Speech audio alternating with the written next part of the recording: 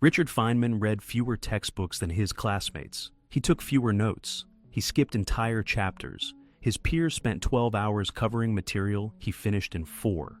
Yet he understood physics at a depth that won him a Nobel Prize. When colleagues struggled to explain quantum mechanics to undergraduates, Feynman made it simple. When NASA needed someone to find what killed 7 astronauts, they called him. When the world's top physicists gathered, they listened when he spoke. The paradox destroys everything schools taught you about reading. Because Feynman wasn't reading, he was reconstructing. And the difference between these two actions explains why you finish books but can't use what you read. The traditional approach seems logical. Open to page 1, read linearly, highlight important passages, take notes in margins, review before tests. Schools have taught this method for over a century. Millions of students follow it religiously. Yet something breaks in the process. You finish the book. You feel accomplished. The highlighted sections glow with importance. The notes stack up in neat files. But 3 weeks later, someone asks you to explain the core concept, and you freeze. The information vanished. You consumed 300 pages but retained almost nothing usable. This isn't a memory problem, it's a method problem. Schools confuse consumption with learning because consumption is measurable. You can track pages read, chapters completed, notes taken. But understanding, that's invisible. That's why they don't teach it. Feynman discovered the problem early in his academic career. At MIT in the late 1930s, he watched peers drown in physics textbooks. They read everything, highlighted everything, remembered nothing deeply. While preparing for his graduate qualifier exams at Princeton, he noticed a pattern. Students who covered the most material understood it the least. Students who memorized formulas couldn't derive them. Students with perfect notes couldn't apply concepts to new problems. As he later wrote in, "Surely you're joking, Mr. Feynman," there's a crucial difference between knowing the name of something and knowing something. Most reading produces the first. His method forced the second. The technique seemed inefficient at first. While his roommate covered 30 pages per night, Feynman might finish 10. But when exam time came, the roommate struggled to apply concepts. Feynman rebuilt entire theories from first principles. The difference wasn't intelligence, it wasn't speed, it was method. And it started with something schools never teach, reading with a target, not a syllabus. To understand how this worked, we need to see what he actually did. And it began before he even opened a book. Princeton, 1940. Feynman faces a wall of physics textbooks for his doctoral work. Most graduate students begin with Chapter 1 and march forward dutifully. Feynman does something that seems backward. He starts with a problem. A specific question he cannot answer. Before touching any textbook, he writes at the top of a blank page, "Why does the Dirac equation predict antimatter?" Only then does he hunt for relevant sections. He ignores introductions that review basic concepts he already knows, skips chapters on topics he mastered at MIT, targets exactly what he needs to answer his question, nothing more. His classmates read for coverage. Feynman reads for answers.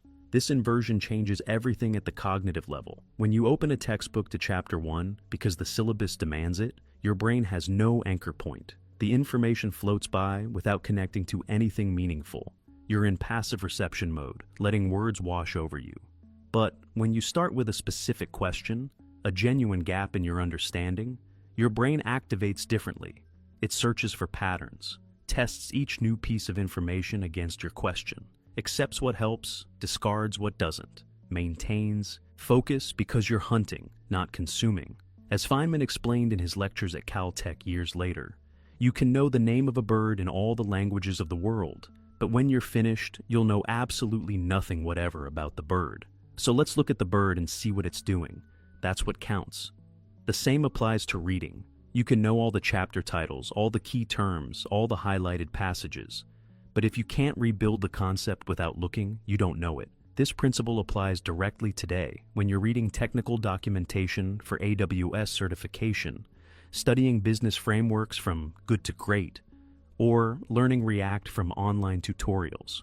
Before opening the resource, write the specific question. How does React's virtual DOM actually improve performance? Or, What makes Southwest Airlines profitable when other airlines fail? Then read only to answer that question. Skip the rest. This prevents the most common self-learning trap of our era: tutorial hell. You're not trying to complete the course or finish the book.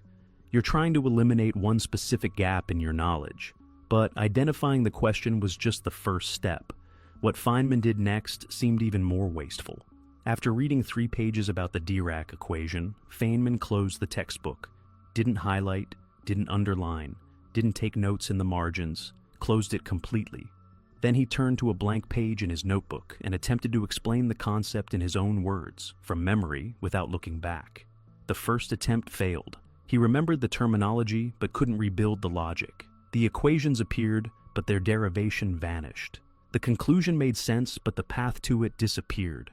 Most students would reopen the book and reread everything, highlighting more passages the second time.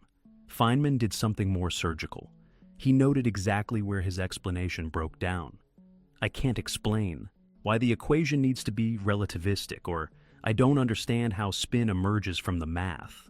Then he reopened the book, read only that specific section, sometimes just one paragraph, closed it again, and tried once more to reconstruct the entire explanation. He repeated this cycle until he could teach the concept to an empty room without any reference material. His roommate thought he was wasting time. Look at the contrast in their textbooks after one semester. The roommates, covered in neon highlighter, margins stuffed with notes, every important passage marked with stars and exclamation points. Feynman's, nearly pristine, maybe a dozen brief annotations total. But here's what the physical evidence couldn't show. The roommates' notes were decorations. They created an illusion of learning. When tested, he could recite passages but not explain principles. He knew what the book said, but not what it meant. Feynman's blank reconstructions were diagnostics. They revealed exactly what he didn't understand. No hiding.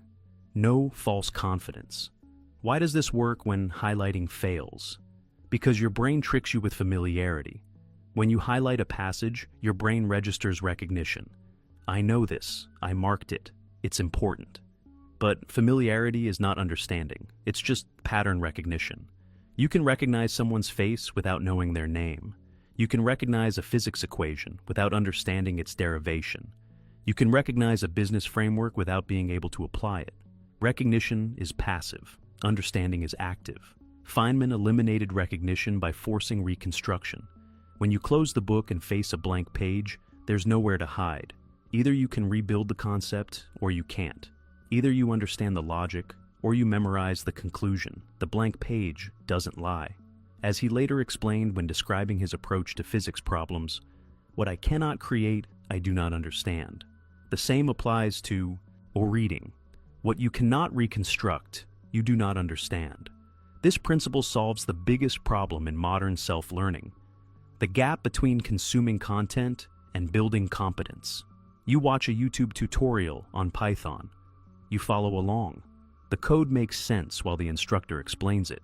You feel like you're learning, but the next day you face a blank text editor and freeze. Nothing comes. You consume the tutorial, but you can't reconstruct the logic. The solution is brutal, but effective. After watching each major section, close the video. Open a blank file. Try to write the code from memory. When you fail, and you will fail, note exactly where you got stuck. Rewatch only that 30-second segment. Close it. Try again. This is how you transform passive watching into active understanding. But Feynman added another layer that most people skip entirely. Los Alamos, 1943. The Manhattan Project assembles the world's top physicists. Security protocols prevent them from explaining their work to outsiders. Feynman develops a habit. Late at night, he stands at a blackboard in an empty room and teaches. The room is empty, but he explains quantum mechanics, bomb design calculations, uranium enrichment, as if presenting to undergraduates who know nothing. He uses simple language, draws diagrams, rebuilds equations from scratch. When he stumbles over an explanation, he stops, marks the concept, returns to it the next day. His colleagues think he's rehearsing lectures. They're wrong. He's testing understanding. Because here's what Feynman discovered. You can fool yourself with notes. You can fool yourself with recognition. But You cannot fool yourself when teaching. Teaching forces you to organize knowledge, anticipate questions, simplify without losing accuracy, and expose every gap in your logic. If you can't explain it simply, you don't understand it deeply. And if you can't explain it to someone who knows nothing, you've memorized without comprehending. This became his ultimate diagnostic tool. Years later, when developing the Feynman lectures on physics, he insisted on teaching freshman undergraduates, not graduate students. Graduate students would nod along, filling in gaps with their existing knowledge. Freshmen would look confused at the exact points where Feynman's explanation failed. Their confusion was a gift. It showed him precisely what he hadn't made clear. As he wrote in the preface to those lectures, "I don't believe I can really do a good job of explaining anything unless I can explain it to a freshman." The same principle applies when you're studying cloud architecture, learning behavioral psychology, or mastering SQL queries. After reading a chapter, don't test yourself with multiple choice questions. Those test recognition. Instead, open a voice memo app and explain the concept aloud, as if teaching someone who's never heard of it. Use analogies, draw connections, simplify without dumbing down. The exact moments you hesitate, fumble for words, or resort to jargon, those are your knowledge gaps, not the sections you forgot, the sections you thought you understood but can't articulate. That's the difference between recognition and reconstruction. The first lets you pass tests. The second lets you solve real problems. But there was one more piece to Feynman's system that made everything else possible. Caltech, 1960s. Feynman maintains a notebook with an unusual title, Notebook of Things I Don't Know About. Not a record of what he learned, a record of what he hadn't learned yet. Inside, lists of concepts he couldn't explain, problems he couldn't solve, questions he couldn't answer. Some entries stay for months, others get crossed off after targeted reading. The notebook isn't comprehensive. It doesn't try to cover all of physics. It maps his ignorance. And that map becomes his reading curriculum. Most people read to cover material. Feynman read to eliminate specific ignorance. His classmates would. Read Introduction to Quantum Mechanics from cover to cover, because that's what comprehensive students do.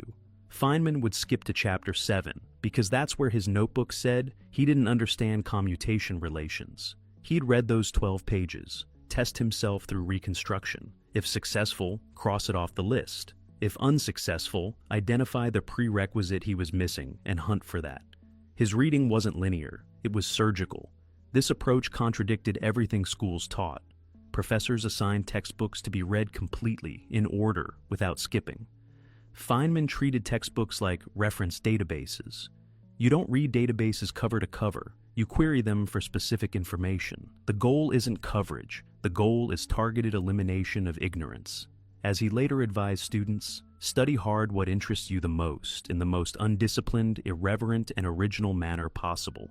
The efficiency gain was massive. While classmates spent equal time on concepts they already understood and concepts they didn't, Feynman allocated 0 time to the first category and all his time to the second. While they read defensively, covering everything in case it appeared on the exam, he read offensively, attacking only his weak points.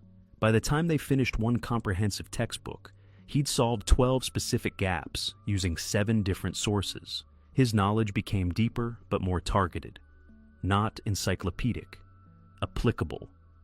This is how you learn in the age of infinite content. You can't read everything. Attempting to read everything paralyzes you, but you can identify your ignorance. Maintain your own things I don't understand list. Maybe it's, I don't know how JWT authentication actually works, or I don't understand why some companies scale and others don't, or I can't explain why the Fed raising interest rates affects stock prices. That list becomes your curriculum. Read only to eliminate items from it. Skip everything else without guilt. Clarity about your gaps is more valuable than comprehensive coverage of material you'll forget. When you combine these 4 elements, targeted questioning before reading, forced reconstruction after reading, teaching as a diagnostic, and gap-focused curriculum, you get something schools never teach, true comprehension. This is why Feynman could explain quantum mechanics to undergraduates when other Nobel laureates couldn't explain it to each other. This is why his lectures became legendary. This is why he could walk into the Challenger investigation with no aerospace background and identify the O-ring failure in days while engineers with decades of experience missed it. This is why he won the Nobel Prize solving problems others had memorized but never understood. But more importantly, this reveals a deeper truth about learning itself. Reading is not information transfer, it's cognitive reconstruction. The book is not the teacher. Your ability to rebuild the concept without the book, that's understanding. Schools confuse consumption with learning because consumption is measurable. Pages read, chapters completed, notes taken, courses finished. But reconstruction, that's invisible. That's why they don't teach it. They can't test it efficiently. They can't grade it objectively. They can't track it in a learning management system. So they optimize for consumption. And they produce students who finish books but can't use them, who complete courses but can't apply them, who pass tests but can't solve problems. Feynman rejected that system in 1939 and built his own, and the evidence suggests his system worked better. As he once explained, I learned very early the difference between knowing the name of something and knowing something. I was never satisfied with just knowing the name. Feynman's reading method was just one layer of his learning system, but it exposed something fundamental: the difference between knowing the name of something and knowing something. Schools optimize for the former because it's testable. Feynman optimized for the latter because it's usable. The next time you open a technical book, a business manual, or an online course, remember, reading is not the goal, reconstruction is. Start with a specific question, read to answer it, close the source, rebuild the concept on a blank page. Test yourself by teaching. Maintain a list of your ignorance and read only to eliminate it. This is how you absorb information in a world designed to make you consume without understanding. This is how you transform coverage into comprehension. This is how you stop reading like a student and start learning like Feynman.